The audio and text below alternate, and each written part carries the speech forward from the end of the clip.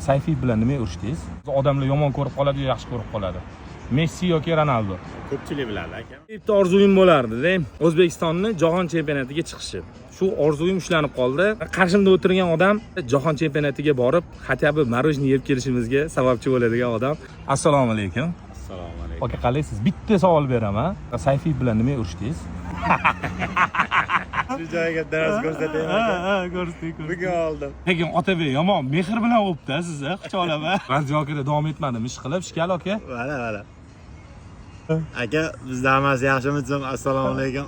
Hammasi yaxshi, bizda muammo yo'q deyapti. Hamma siz bilan urushdi deb o'ylayapti. O'zi nima bo'ldi o'sha? Yo'q, u kadrga chiqmay qolgan, video televideniya olmay qolgan.